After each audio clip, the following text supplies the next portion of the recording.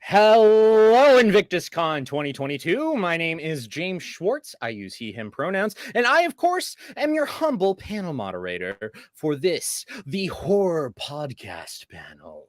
I am from Dimension Door Podcast. It has nothing to do with horror podcasts, but you know what? That's where I'm from. And a lot of you know me from the Invictus stream.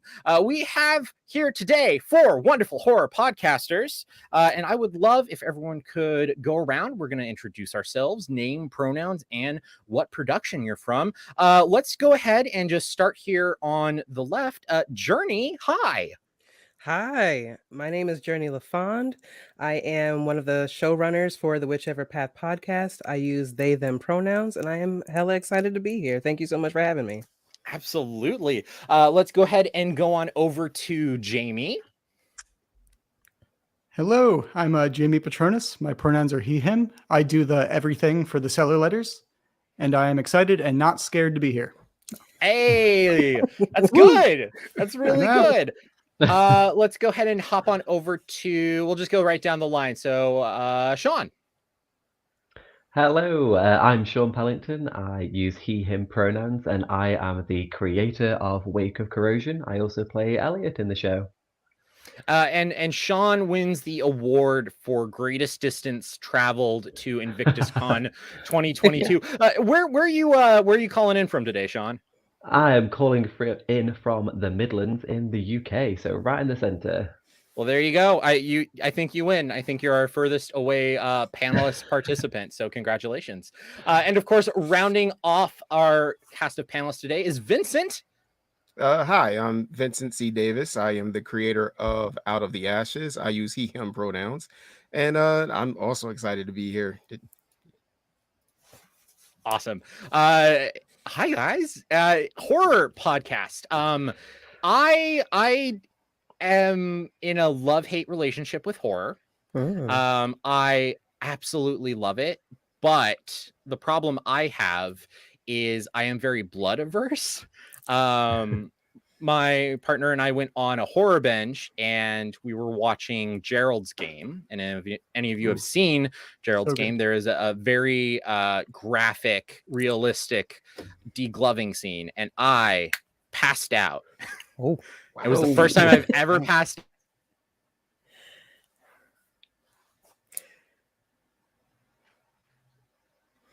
That's amazing.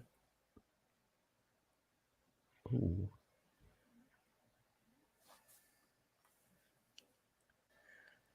Right. Hello, everyone. It looks like we've lost James. Yes. Oh, okay. I was wondering if it was just me. I thought it was dramatic. Yeah.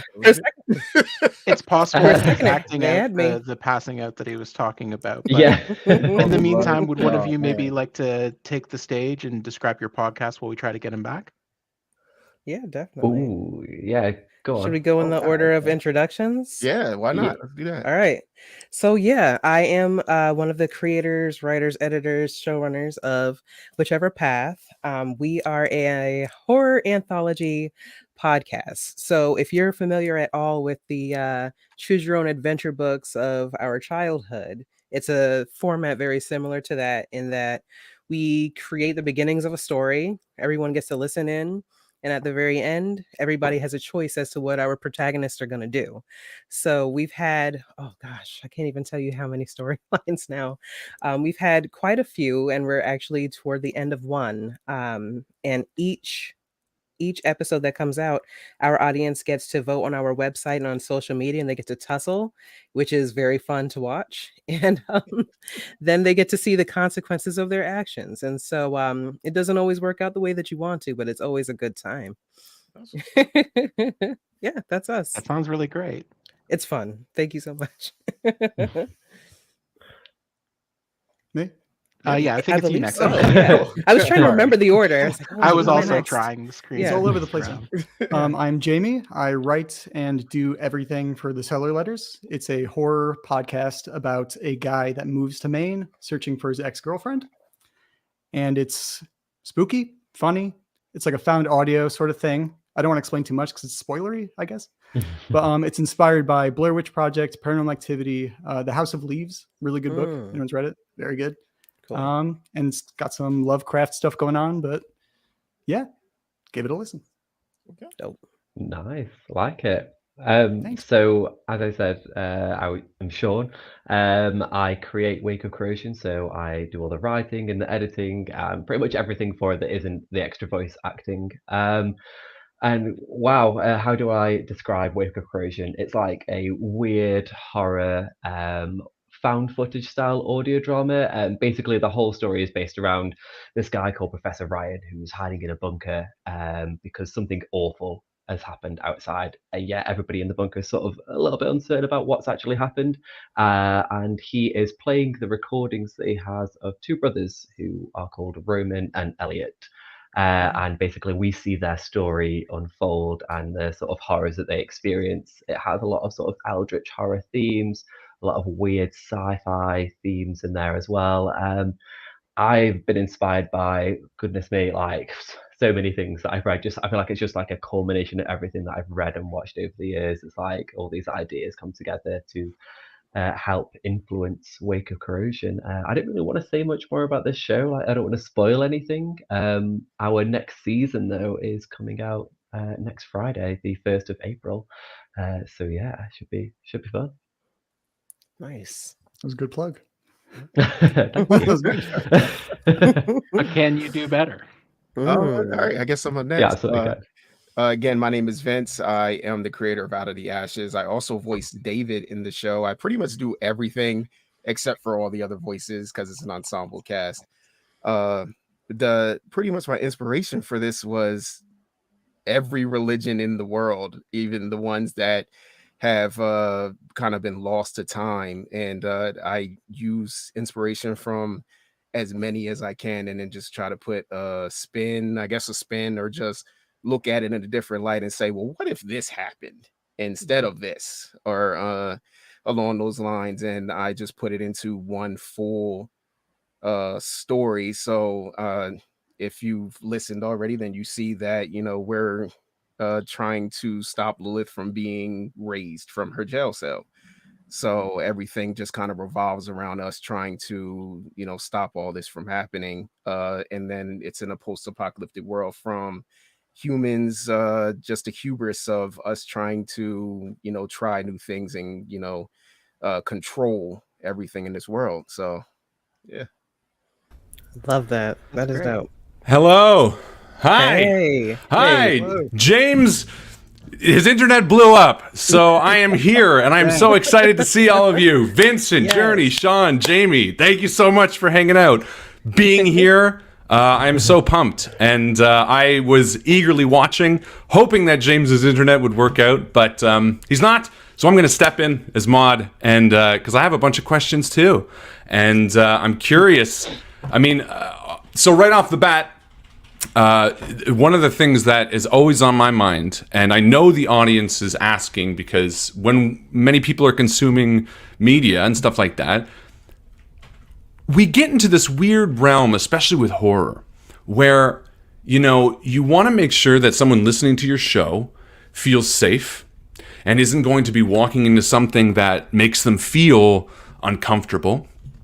At the same time, horror is meant to sort of put you at times on edge. And I'm wondering how each of you has sort of dived into the world of like content warnings, especially Journee. I know Witchever Path especially gets really, scary for lack of a better word at times. And I'm curious if there is a way that each of you sort of navigates that in a way that, me personally, I'm still trying to figure it out. But Journee, I would love to hear your thoughts on it to start.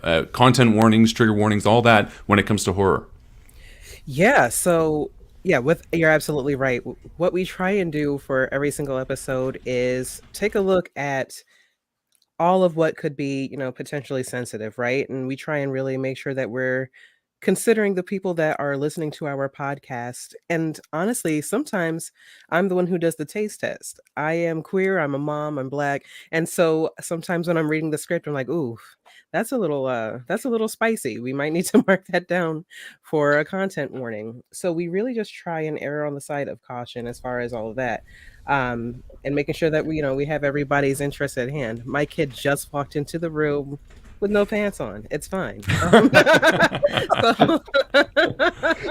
That is having kids. That Content warning.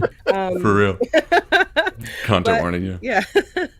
So we're really just trying to make sure that we keep people in mind to the best of our ability, with our knowledge of what horror is and our own experiences, and also just understanding the community that we're thriving in, and the people that we're lucky enough to have come into the audience. I hope that makes sense. I hope I'm answering your question. Yeah, no, it does. And I mean, I think to a degree, I'm interested if everyone feels the same or if it's going to be different. Jamie, you like your shirt, by the way. Look at that. Look at that Cellar Letters merch repping right there. It's pretty cool. It's whatever. Just wearing something to be comfortable in. What about you? How do you feel about that? I mean, again, if you were to sit down to a horror movie and the big twist is a ghost, and the first content warning says, this deals with ghosts and undead, to a degree, I've heard people say, that can undercut the horror and stuff like that. How do you deal with that? Is that something you try to stay away from? How do you navigate that? I am not good with content warnings. I keep on forgetting to put them up, which is not good. But I have a listener that keeps on sending them to me, so I post them when they do. So That's amazing. They're my content warning person. But I try not to spoil anything with the warnings, which is...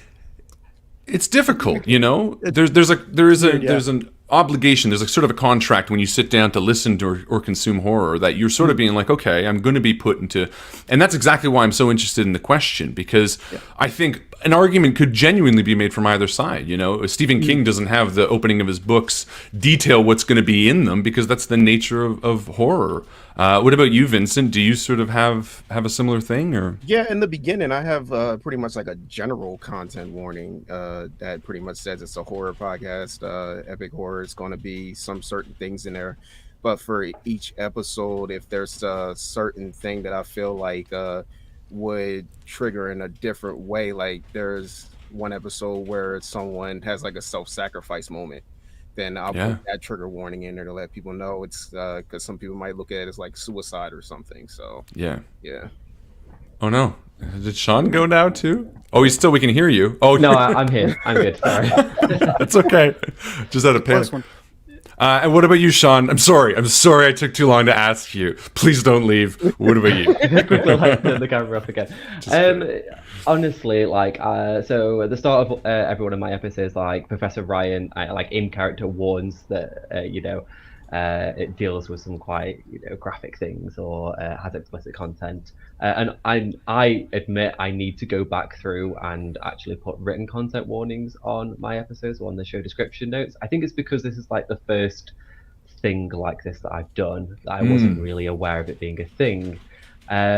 In terms of whether I think it spoils it, I don't think it does, because especially if it's a written one, it's the listener's choice to go and read those things. Yes, yeah. So if that person knows that something's going to make them sensitive, or something's going to make them feel a certain way, or that they're aware of that about themselves, and they can go and have a look at those. So I think I sway to more towards written ones in the show notes than I do actually verbally.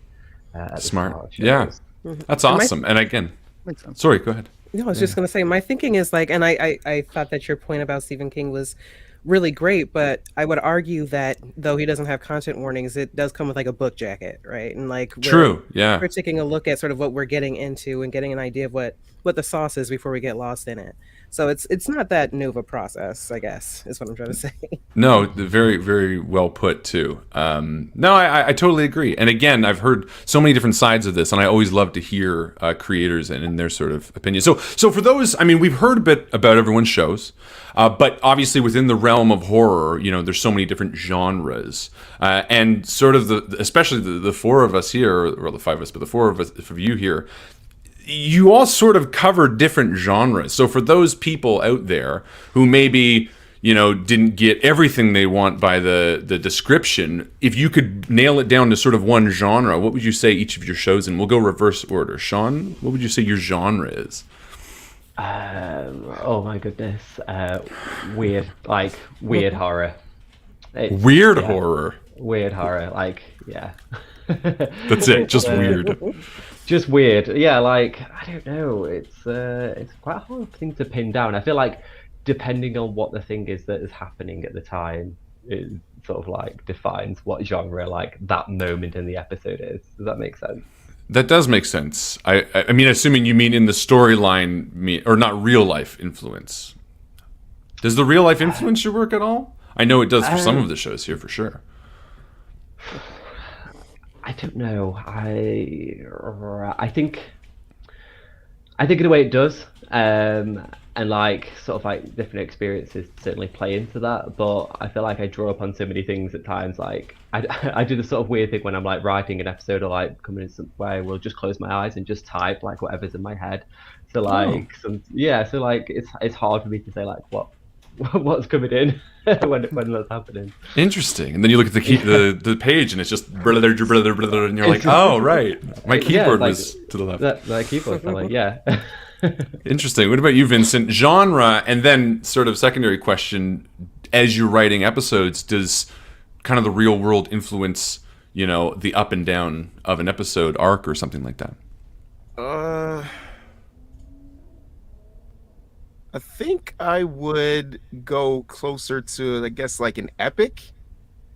Because during this whole thing, we travel around the world, and I'm going to try not to put any spoilers out there, and try to get a lot of items from around the world to safeguard them, and there's one goal that we have to get to. So it kind of reminds me, I guess the best way to describe it is like Lord of the Rings type way, in a way, something like that. Definitely not going to work on this crowd. Yeah. People here, Lord of the Rings? No, not at all. As I sit here jauntily excited. That's fantastic. Like globetrotting, sort of. Yes. So, and we, like I said, as we go around the world, we learn that the truth about all the different monsters in that area. So, yeah, I think epic would probably be like an epic horror. Yeah. That's awesome. Ooh, who doesn't want to listen to an epic horror? And then in terms of episode to episode, you do full seasons, right? Or do you write weekly? I do full seasons. Yes. That's what I thought, because I know you and Shaun sort of do the full season style, whereas Jamie and Journee do basically more or less weekly, which is why I'm assuming that what comes next in terms of like how the real world and the mood affects the writing is going to be a little different than you and Shaun. So it doesn't overtly affect it because you're sort of writing it all in one. Yes. Yeah. Time. Yeah. Cool. What about you, Jamie? First and foremost, the genre of the Cellar letters. Is like confusing and convoluted a genre?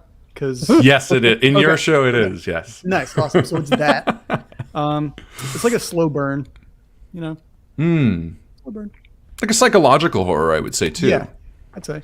Because it very much creeps up on you, especially again with Wake of Corrosion, for example. It's very sudden. It's sort of like this is the way the world is. Watch it burn. With whichever path, it's sort of got strong like themes, but it also is that kind of mix of slow psychological as well. Whereas Cellar Letters is very gets under your skin. I think that could be a genre. Skin crawling, creepy stuff. Yeah. And then what about you? You write every week as well. So how do you how much do you find you feel influenced by the outside world? I don't know. That's a good question. So I have a very bad memory, which kind of ties into the show a little bit.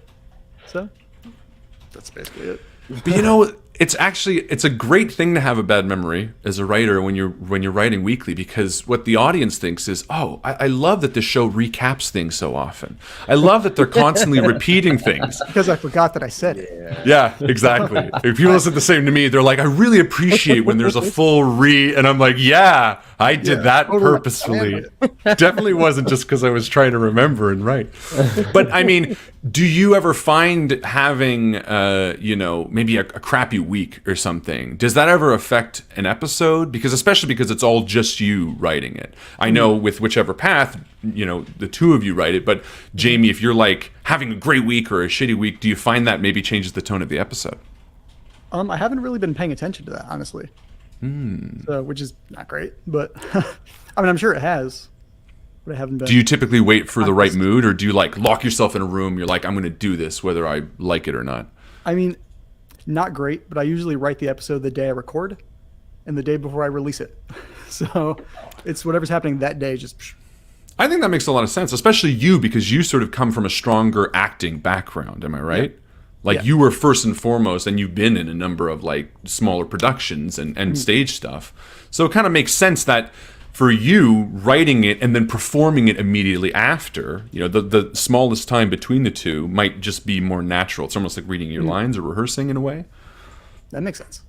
Probably. Well, I don't want to. Why I do it. You're telling me my life right now. I'm like, yeah, you're right. That is true. Yeah, sure. I just know you so well. And then Journee, what about Whichever Path? I mean, obviously, the two of you write it, but you know, A, what genre is Whichever Path, and B, you know, how does the day-to-day affect maybe an episode? Yeah, so I was like, the whole time that you guys are talking, I'm like, oh my goodness, if we popped up on Netflix, like what 3 words would I use to describe Whichever Path? And I think, you know, obviously anthology, so that kind of plays into the tone from, you know, episode to episode, but maybe thriller and slow burn. You know? Yeah. Just because we do sort of build up and we have those strong themes, and you know, when we got you, we got you. As far as the day-to-day influence, I think that we're greatly influenced by the day-to-day. So many of our stories, you know, without spoiling anything, take place in a contemporary setting. They're usually somewhere in New England, and you know, we can get a little topical sometimes, for better or worse. So I think that the day-to-day definitely influences our writing. And you know, even on like a more micro level, like sometimes our mood influences the writing. Sometimes one of us will come up with an idea and be like, oh God, what if X were to happen? How would these characters interact? And then the other one will read it and be like, this is bullshit. They would not react this way. You know, it really depends. And it's nice to have somebody to write with, because we can bounce off and be like, oh, I don't know if that reads is realistic. So yeah, I think we're influenced quite a bit by the day-to-day. And you brought up such a great point, bouncing ideas off of somebody else. And while, you know, the other 3 shows here are solo writers, I'm wondering how much, Jamie, Shaun, Vincent, how much do you bounce ideas off a friend or a partner? Do you also, or is it completely in a box? Vincent, are you completely just on your own, or do you sort of bounce ideas? I am pretty much completely on my own. I do bounce ideas every once in a while off of like my wife or something. But I have I call it a murder board. So I have like little index cards on this big board I have in my room, and I have yarn attached to each little thing on there just to keep everything together. Do we all have murder boards? I think we do. Mine's not the same. Is it red yarn? What about you, Shaun and Jamie? So I tend to write a lot of Wake of Corrosion like on my own entirely, and like I do bounce ideas off my partner Adele a few times. Like I sort of like, it's more the ideas that I'm uncertain about. But what I do a lot of is, because I'm not sure if everyone who listens to the show knows this, but the actor who plays Roman is my brother in real life. And so a lot of the conversations that Elliot and Roman have are based on conversations that me and Lee, the actor, have had in real life. And I always say that like we're like amplified versions of those characters. So a lot of the conversations, a lot of the scripting that you're hearing between those 2 characters is like little snippets here and there of like things we said to each other in the past. So for me, like, that part of the scripting tends to be a lot easier because I know it's realistic, because we've had those conversations or something similar. That makes a lot of sense. Yeah, which obviously makes like those parts easier. What it makes harder though is the parts where we encounter something horrible, because that's never happened to us. So it's like, what would we say in that situation? But that certainly like makes the show writing easier. So when I'm writing on my own, it does make it easier. Funnily enough, though, I actually don't talk to Lee, my brother, about the episodes before I send him the scripts. Like, he doesn't know what he's going to say. He's just like, yeah, okay, I'll do it.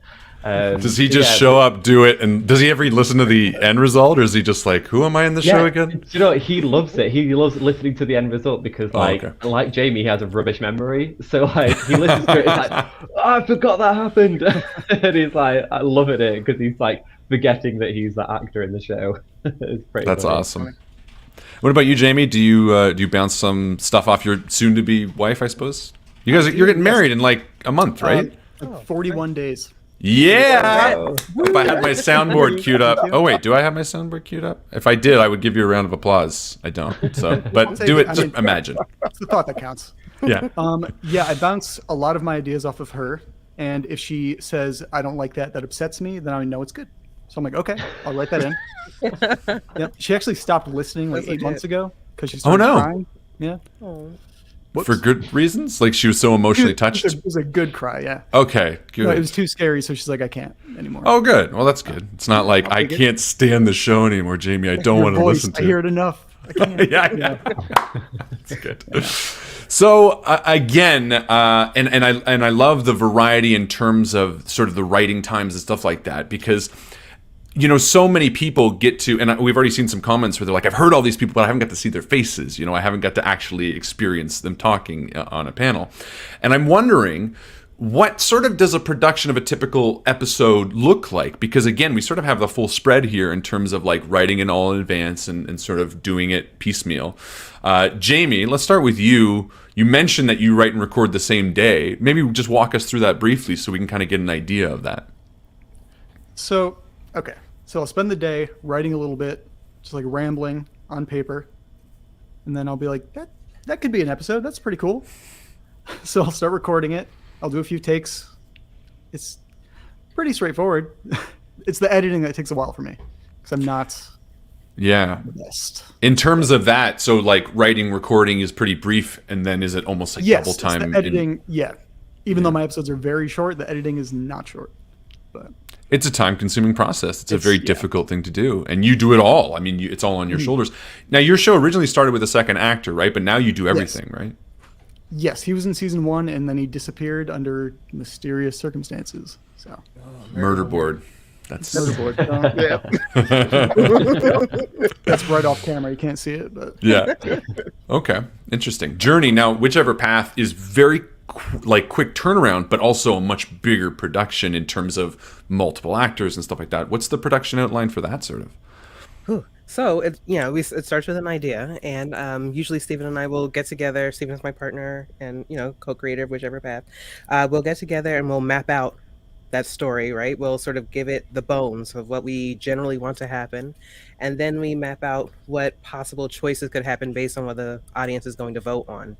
Once we have that down, we don't tell anyone, sort of what those choices will lead to, but we'll give out the script, give everybody a chance to get acquainted. Then we have to schedule if we're going to do a live recording. Sometimes we do, the opposite and have everybody record on their own and then send it in. But I do kind of love the effect of like a live recording. I feel like the energy is just different. We get a lot more out of it. Mm-hmm. So, we'll record, and then it is the second editing process, because I usually do the editing of the script. But Stephen has to get into, audition and everything and cut everything up, and God bless him because I don't have the patience. Can I do it? Yes. Do I want to do it? I really fucking don't. Don't blame you. And so he's really great about getting it done and making it sound awesome, and sometimes creates fucking Foley, which our neighbors I'm sure have lots of questions about. But that's our process, and then we get it out to you folks. And typically between, do you have a set schedule? Like, okay, Monday we do this, Tuesday we do this before we release? How soon is the episode done before you end up releasing? Is it kind of just down to the wire sometimes, or? Sometimes it is down to the wire. We've definitely had a few episodes here and there where it's like, it was supposed to be out at noon. Well, it's 11:55, and we just got it out, so let's take a nap. Other times, we usually try and aim for maybe 3 days ahead of like the release, just to like have everything done and clean. That's usually where we end up hitting it. With practice, we've gotten a little bit better with that. Yeah. I'd love to say like we always do that, but It's not. I mean, it's so difficult, especially, and I can speak to this as well, especially a show that sort of branches off based on a decision somebody makes in your show, which is such a fascinating concept, and I'm excited to talk about that too. But maybe that'll have to be another time because we're the only two people that do that. Shaun, what about you? Your production? I know you're now in the throes of season 2 production. You're about to announce and release. When's the first episode come out? Next Friday it comes Next out. Friday? Yeah, okay. So like I work it, well I do now anyway, I didn't when I first started, but I work it now by like just over halfway. So when I've wrote just over half the episodes, that's when I can start recording the lines. And like, when I've recorded just over half the lines, that's when I can start editing it together. But when I made season 1, because I had no idea if anyone was even going to listen to it, like I didn't know. I knew so little. I just listened to a few audio dramas, loved them, and wanted to give it a go.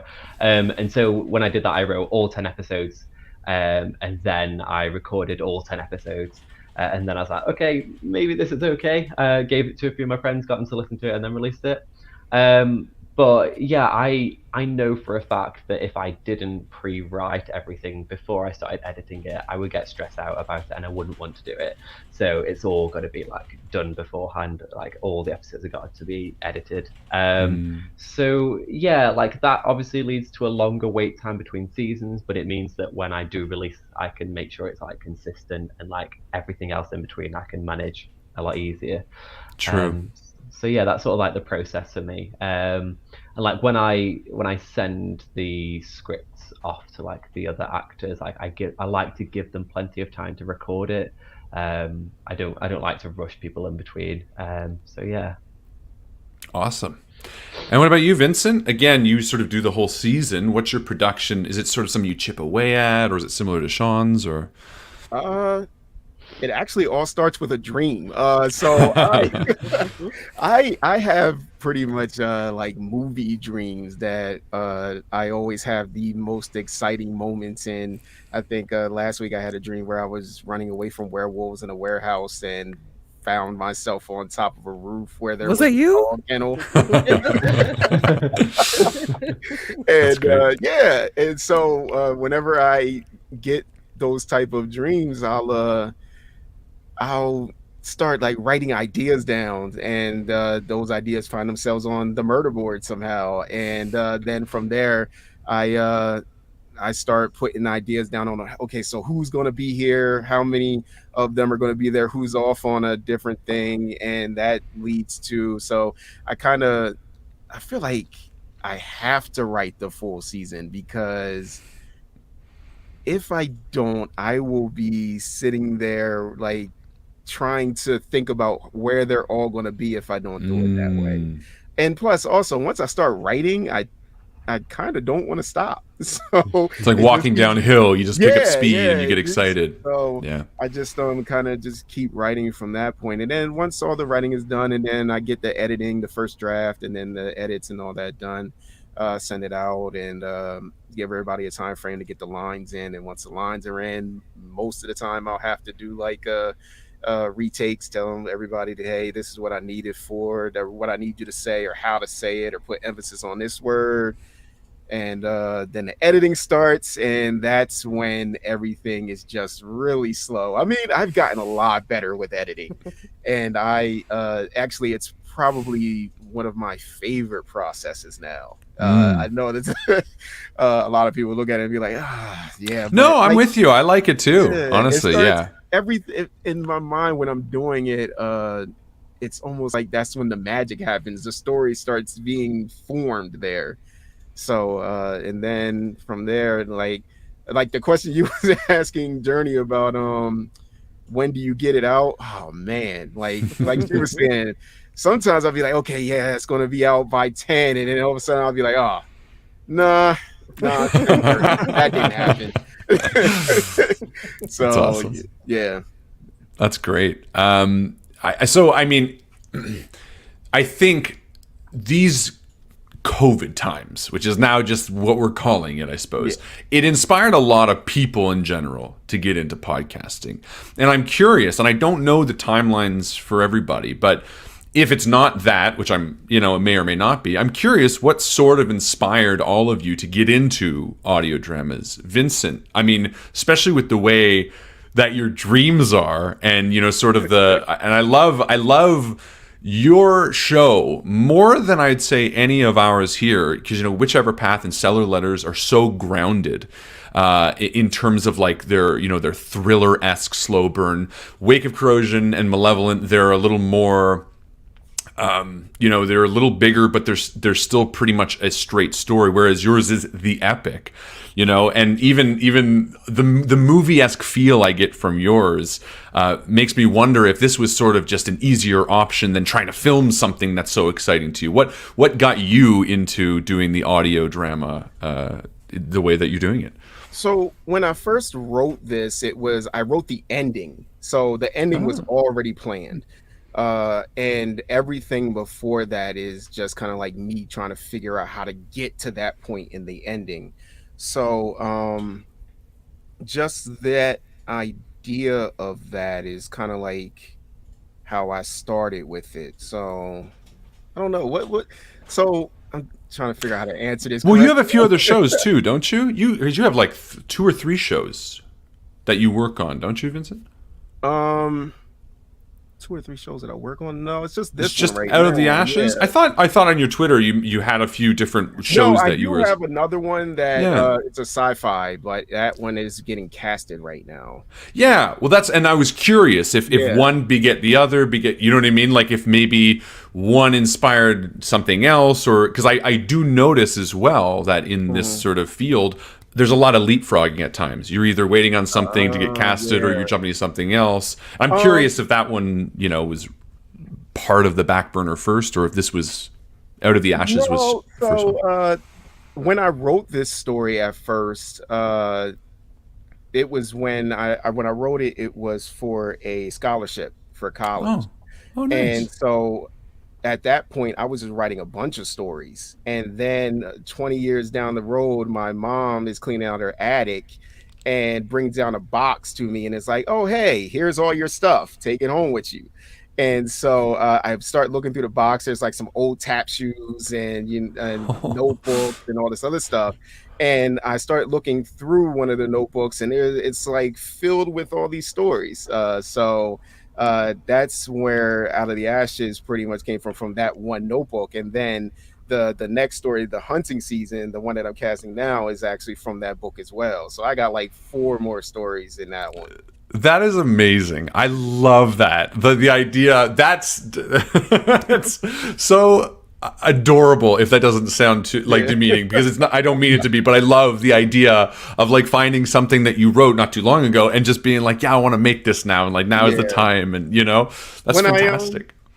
So like at first when I thought about it, I was thinking about making it into like a screenplay, but I heard We're Alive, and then I was just like, wow, that's amazing. I think, like you said, it's easier to go this route. Movies is just a lot that's it. Yeah. And so when I first heard We're Alive, I was like, oh, I think I could do this with this story. And so when I first did it, oh man, it was horrible. The editing process was, I didn't know what I was doing and all that. And so I did it. And then and then as I started learning about the editing process more and more, I just went back and started revising everything and doing it all over again, re-recording. And now that it's to the point where it is now, I'm like, I'm not touching it again. It's done. That's funny too, the idea of going back and doing a remaster of like our first episodes, because Jamie, you're in the middle of trying to do one now, aren't you? I'm just editing a little bit to fix it up, make it not painful to people's ears a little bit. It's interesting. Journee, have you tried to do that with Witchever Path yet, or are you guys fine with episode 1 the way it is? I don't think it's a bad episode by any means. I'm just curious. Listen, Steven and I, okay, so you've got a Capricorn and Virgo household. I know that means something to somebody somewhere. Wow. Yeah, exactly. So no, we're not okay with how the first episode sounds. We are definitely planning, and I can hear him laughing on the other side of the house. You can just hear him in the house. That's awesome. He's just like, no, we would love to remaster. We actually have some ideas around not only remastering, but maybe delving into some other formats for consumption as well. Oh. But yeah, that's definitely on the horizon, is remastering and just giving it, the treatment that we wish we'd been able to in the first place. We'll be revisiting. And on that note, too, the same question that I asked Vincent is how did you and Steven sort of get into the Witchever Path, the audio format? Was it something that, again, was it just a story you needed to tell in this way, or? Yeah, so like a couple of years before we even put pen to paper, we were sort of bouncing around these ideas because Steven has this background as a dungeon master, right? And I've acted in a few different productions, and so we tend to think very creatively, and our what ifs get really big very quickly. And so we tend to sort of like ask each other, like, oh God, like Vincent said, like sometimes one of us will have a dream and it's like, oh, well, we were chased through this warehouse and something crazy happened. What if this happened next? And it was very much one of those conversations, without spoiling, because you can literally jump into our show at any point. But it was literally one of those conversations that led to the creation of Witchever Path, and saying, like, you know what, let's just record it. Let's see if people like it. I've always wanted to do something, especially with this format of people choosing their own path, choosing what happens next. I want to interact with an audience this way. Let's see if anybody, likes it. And weirdly enough, they did. And so we just kept putting stories out, and y'all just keep letting us put these stories out. So thank you. No, thank you. In fact, thank all of you, because again, this is the kind of stuff that gets so many people excited to hang out and listen to you about your experiences and all that kind of stuff. This is the stuff that people have been consuming so much these past 2 years because of the times we're in. They've shot up. Shaun, what about you? What got you into wanting to do Wake of Corrosion in an audio format at the very least? Yeah, so when my brother and I were younger, my dad used to listen to Jeff Wayne's War of the Worlds a lot with us, and obviously the musical version, and that's like where we both fell in love with like the audio format of telling a story, and then we sort of like didn't get back into audio dramas until we were much older, and one that we both listened to quite a lot was The White Vault by Fool and Scholar, which we both quite enjoyed. And so I've got a bit of a background in acting, and my brother has always enjoyed it. And so we were like, should we like give this a go? Should we try it? And we're like, yeah, okay, let's go for it. So it was just before the start of the pandemic, and we were like, let's go for it. And then suddenly everything happened, and it got put on hold for a while. But that hold actually allowed me to do a lot of script writing, which was good. But what happened was actually the entire first season was recorded when we were in lockdown here. So we like, despite the fact that he lives probably about 5 minutes drive away from my house, we couldn't see one another, so it was fully recorded separately.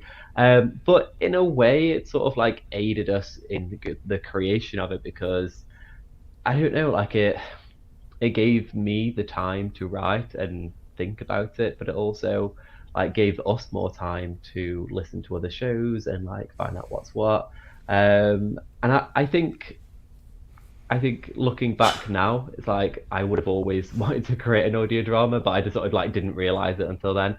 But yeah, like it was the first time I'd edited anything on like digital audio like workstation. I didn't know what I was doing like the first couple of episodes. So coming back to what you were saying before about like remastering the first episode, like I've been thinking about it and I would love to, but oh my goodness, like the idea of doing that is daunting. I'm like, oh, I don't even want to touch it. Like I just want to leave it. But sometimes I listen back to it and I'm like, oh, I could make it so much better now. But yeah, it'd be a lot. It's always hard, isn't it, to like go back and edit something that already exists. And no matter what you do, some jerk is gonna hate the fact that you remastered it. Yeah. I did it for mine, and I remastered it, and then someone was like, oh, I wish, and I was like, like I did it. Okay, get off my back. But yeah, no, it's true. Obviously the pandemic is horrible beyond belief, but there are small little rays of some positivity that have happened for certain people, and the creative types in many of us, especially if it was dormant at the time, when you're locked inside and you have maybe a computer or something like that, yeah, it gave a lot of room to certain people to be able to create more. So, there's a tiny little gleam of hope there. Jamie, what about you, my friend? What made you want to record the Cellar Letters? So I have a background in film and theater, stuff like that. And I was at a point where I couldn't get any work without an agent. So I was like, okay, I'm just going to make my own. So I was listening to the Black Tapes one day and I was like, I can rip that off. So I tried. The show started off as a rip off of Black Tapes, 100%. Yeah. But then it so I wrote that in August and then completely forgot about it because my memory's so bad. And then during the pandemic in December, I was laid off for like a week. So I recorded it and I just put it out there, no sound effects, nothing. And it was terrible. And back to the remaster thing, I completely forgot I remade the entire first episode. I forgot. Yeah, I was going to say, that's why I asked you, because I remember you saying you redid the episode, and then you're like, I might. I was like, I'm pretty sure you told me you redid it. I did. No, I completely did, because I lost the file, so I had to re-record everything. Oh, boy. Yeah, so you really redid it, the entire episode. Yeah.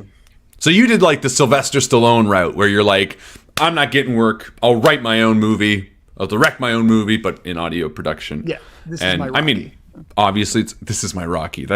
Get that tattooed on your ass. No, there's a lot of positivity. So, I don't know. There's a lot of,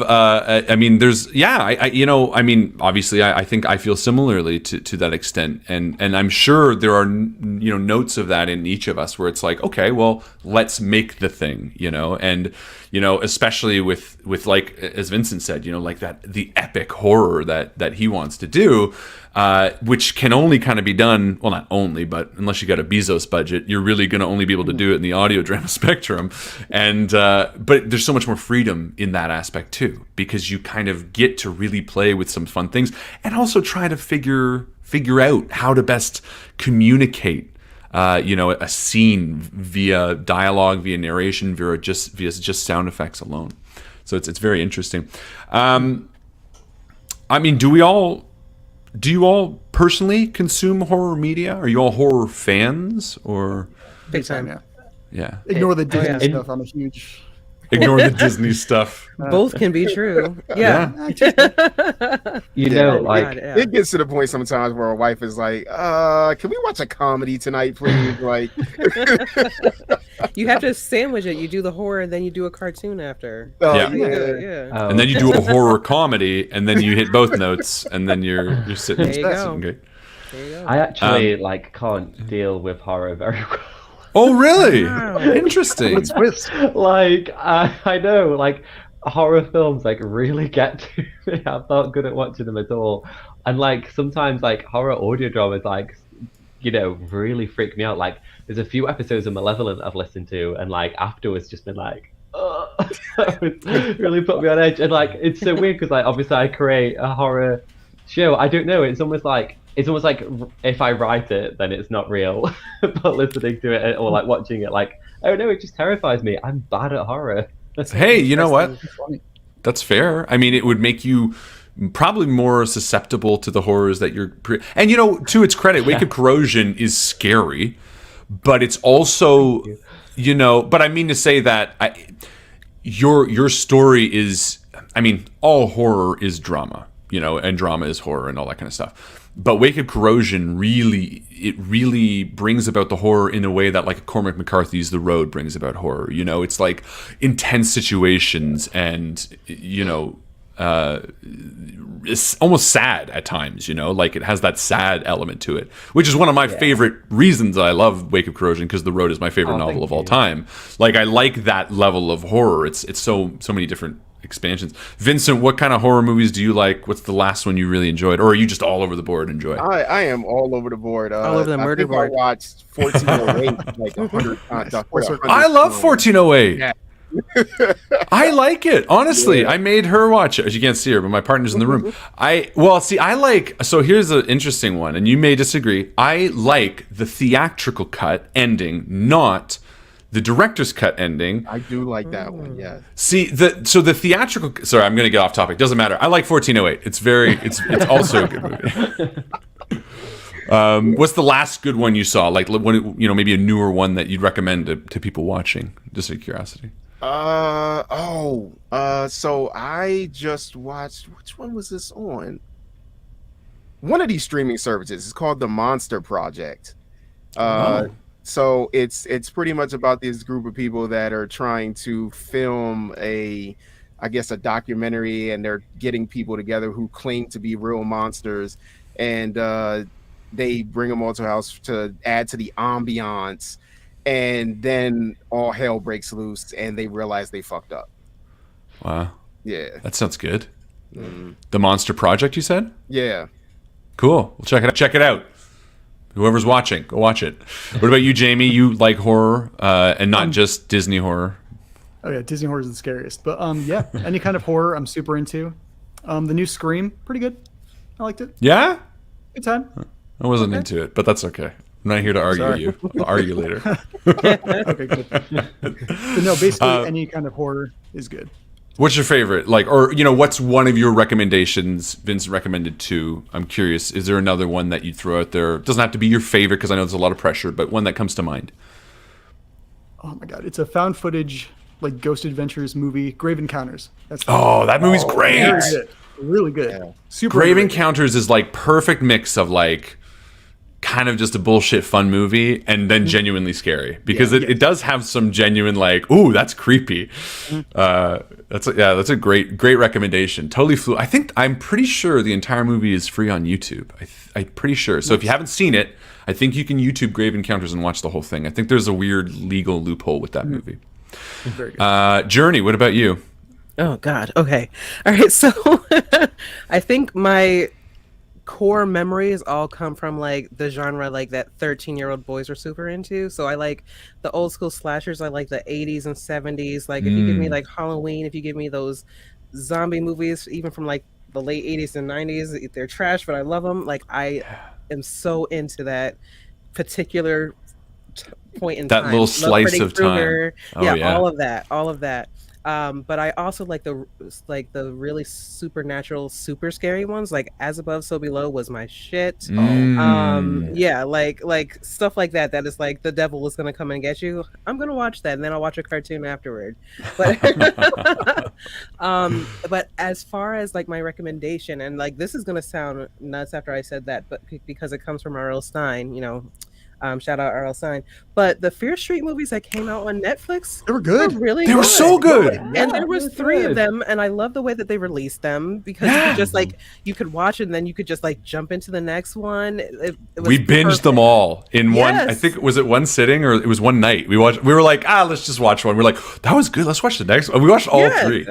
They were great. We're like, what? Like we didn't expect it to be good. I watched it with my 13-year-old at the time, because I thought like, oh, that R.L. Stein. R.L. Stein, it's safe. Yeah. And we watched it and we were like, what? Where's the next one? Yeah. So watch Fear Street. I think it's still on Netflix. It is. Great recommendation. Totally agree. And I totally agree. And of all the other ones, that I totally caught me off guard. Because we thought also, we're like, whatever. It's because we also tried that, and I wasn't a big fan of it, but the Scary Stories to Tell in the Dark. Right. I kind of thought it was going to be similar. I was like, maybe it'll be better. It was fine, but yeah, those were fantastic and great acting too. I can't remember who the lead was. I was so impressed. And every once in a while, especially I guess because we're constantly trying to listen and all that stuff for people, but when a great actor jumps out, and I do have to say the new Scream movie wasn't for me, but the girl who opens the movie, she's amazing. The sister was fantastic. The younger sister. Oh yeah. Didn't find the older sister very good at all. But which sister. I was gonna say, because ironically, I found the main character to be just awful. I thought it was so bad. But regardless, it was very, very fun. There's one fantastic question I want to ask real quick, because I didn't see it until now. And I think it's really important, and then we got to wrap up. But Asan asked a question, sort of reiterating that tension is key to horror and comedy. And do you ever, there you go, do you ever ride that line or use them together to amplify one? Because I totally agree they play off each other. Journee, when you're writing Whichever Path, how would you answer that? Do you ever use those? Yeah, no, I mean, we love jokes. We love to break the tension. And sometimes I feel like it gives you the opportunity to delve into real life. Like, we had a storyline that was full of like Black American characters. And I remember editing that was so much fun because I was like, there's absolutely going to be a moment where people are like, fuck that. Or like go like swing or like jump into a room and it's going to be a problem. There's going to be like legit reactions. And I think that's the fun of the comedy of it, is tying that back into real life and like taking you out of that for a quick second, then pushing you right back in. It's my quick answer for time. Yeah. No, that's fantastic. Thank you. Jamie, obviously Cellar Letters, probably more than any other show here, has comedy ingrained in it. Do you ever ride that line between the two to amplify one over the other? Yes. So I use comedy to cope with everything, like grief, anything, fear, all that stuff. So my show just rides the line, Yeah. No, I use sarcasm to deal totally with agree. everything, I think that's actually what makes the Cellar Letters so scary, is because the protagonist, often is like trying to make light of a situation when the audience knows, like, that's actually scary, man. You should be scared of this. And I think that's actually, again, more than all of our shows, I think you ride that line really, really well, which is especially why I want to ask that question. Vincent, what about you? You also have some comedy in the show, less so than Wake of Corrosion or myself or Whichever Path, but definitely more closer to Cellar Letters. How do you ride that line? Every once in a while I'll throw it in there. Like right now, they're just trying to, like, the characters are trying to get used to the world and trying to understand the history and what they're into right now. But once they become like more of a group in the next season, it's kind of like more of the comedy will come in, because they're humans and they're hanging out. So at some point they're going to, like, I think in this first season, because the last season was prologue, so it was season 0. But in this season, there was only like one or two. One of them was like Luther lost his pants, and everybody was asking where his pants were, because the other group didn't know that he had to lose them because of the monsters. But yeah, so every once in a while, I'll just throw it in there. But next season I've already been writing it, and yes, there's more in there, more comedy. Fantastic. What about you, Shaun? The comedy in Wake of Corrosion definitely comes through in the way the brothers talk to one another. Like, it's through that like brotherly, jokey sort of like insulting one another, but never really meaning it. And that's, like, as I said before, like amplified versions of how me and my brother are. But I feel like that helps to also amplify the horror side of it, because, like, a little bit like Jamie was saying, like, using comedy to deal with a serious situation, like. There's a lot of themes in the show where Roman's trying to make light of the situation, almost like trying to make it not as serious as it is through making a joke of it. But Elliot is like fully sees like there is something massively wrong here and like cannot take the joke whatsoever. So like that's how comedy sort of plays in, like them, their personalities playing off one another, and one of them really getting the horror of the world and the one be like, I do not want to accept this. And that must be great to have those two characters too, because you can kind of use them as, examples of both. And yeah, you nailed it. That's exactly it. I think humor is a very human emotion, and when we hear humor and we experience humor, it makes us care about that person in one way or another. And then when they're put in a situation that's fearful, you're afraid for them. So yeah, I think those are very close, and great question, Ason. I really like that. Okay, before we sign off, I want to ask each of you to please remind the viewers who you are, what your shows are, where they can find you, and then any upcoming projects, plug what you're working on and plug what's coming up, and share what's going on. Shaun, why don't you start us off? Yeah, sure. So I create Wake of Corrosion. It's a weird horror sci-fi podcast. Our second season is coming out next Friday. You could find us pretty much anywhere where you might listen to an audio drama or a podcast. If you want to follow us, it's at Wake of Corrosion, which is on Twitter and Instagram. And there's lots of like news and updates on there. I've got a few sort of extra things coming up with the Wake of Corrosion, like alongside season 2. I'm not going to say anything else about that, but there's certainly other things that are there, and yeah, it should be exciting. But tune in next Friday, because that's when season 2 is being released. And if you haven't already listened to it, go ahead and listen to it. This is 10 episodes already out there. You got a week to catch up. You got a week. Fantastic. Vincent? Again, Vincent C Davis, the creator of Out of the Ashes. You can follow us on Twitter at Ashes Podcast. other projects, I think we talked about it earlier. I have the hunting season coming up, and then my wife and my kids, we're all getting together, and we're going to be putting together a short mini series audio drama together. That's going to be taking place actually in space as well, like the other one that I'm doing right now. Nice. So there's that to look forward to. Did I touch on everything? I think that was it, right? I hope so. Yeah, Sounds okay. great. That's fantastic. Jamie, what about you? I'm Jamie. I'm Cellar Letters. I do all that stuff. Follow me on Twitter. It's basically my personal account. I write way too much on there. Season 3 coming soon. It's in the works. We have stunt casting. We have new characters. We have stuff. Spooks. It's going to be good. Lots of spooks. All the And Journee? Hello. So my name is Journee. You can find me and my partner Steven at Witchever Path. That's across social media. You can find us Witchever Path. Just remember it's spelled like witch as in witch hat. Okay. And as far as upcoming stuff, we've got an episode coming out very, very soon. Again, find us wherever you listen to your podcast. We will also be at Decolonize and Discover Festival this June in Charleston, Mass. So if you want to see us do our thing live, come to Decolonize and Discover Festival. It's going to be a good time. Hells yeah. That's amazing. Cool. Well, thank you, all of you, so much for joining us today. Thank you, the audience, for hanging out and watching and asking these fantastic questions. Appreciate it so much. I also shout out to James, who unfortunately his internet just crapped out, and I know he really wanted to interview and talk to you all. So I'm sorry for him. Sorry, James. But thank you. I am so happy I got to do this. That is it from us. Have a wonderful rest of INVICTUSCON. You four have the wonderful rest of your evening or day or wherever you are. And again, thank you so much. That is it. Have a wonderful everything, everyone. And now I'm waving. Goodbye. Thank you.